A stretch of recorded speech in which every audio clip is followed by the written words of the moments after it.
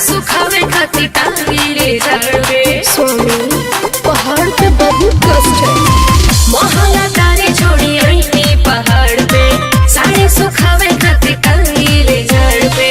मानोगी बात ना तो दुखी रहोगी, मानोगी बात ना तो दुखी रहोगी। सावन भचिलम पिलाओ, सावन भचिलम पिलाओ तो हे गौरा सुखी रहोगी। सावन भचिलम पिलाओ तो हे गौरा सुखी रहोगी। नहीं बुलाऊंगी।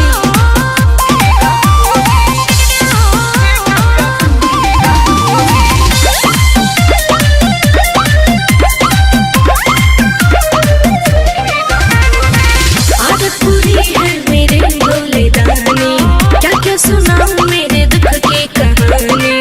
करो न जीत जाके गाजा लियाओ, ज्यादा नहीं खाली तो कुछ पिलाओ। चिलमिया फूल आदत पूरी है मेरे भोले दानी, क्या क्या सुनाऊं मेरे दुख की कहानी। करो न जीत जाके गाजा लियाओ, ज्यादा नहीं खाली दो कुछ पिलाओ।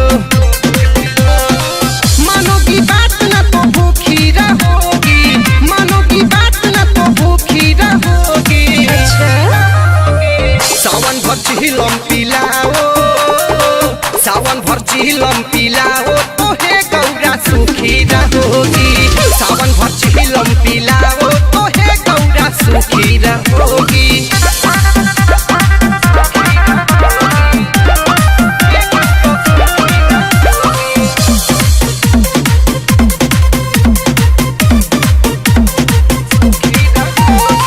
देते हो सोना चांदी भक्तों को भोला, खाते धतूरा औरी भंगिया का तोला। मानी जा गौरा न करया न कहानी, ना तो तुम्हें होगी बड़ी परेशानी। मायके चली जाओ। देते हो सोना चांदी भक्तों को भोला, खाते धतूरा औरी भंगिया का तोला। मानी जा गौरा न करया न कहानी, ना तो तुम्हें होगी बड़ी परेशानी।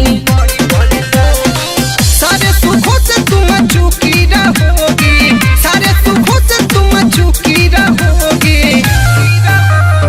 सावन भचिलम पिलाओ, सावन भचिलम पिलाओ तो हे गौरा सुखी रहोगी। सावन भचिलम पिलाओ तो हे गौरा सुखी रहोगी। आप नहीं सुधरेंगे।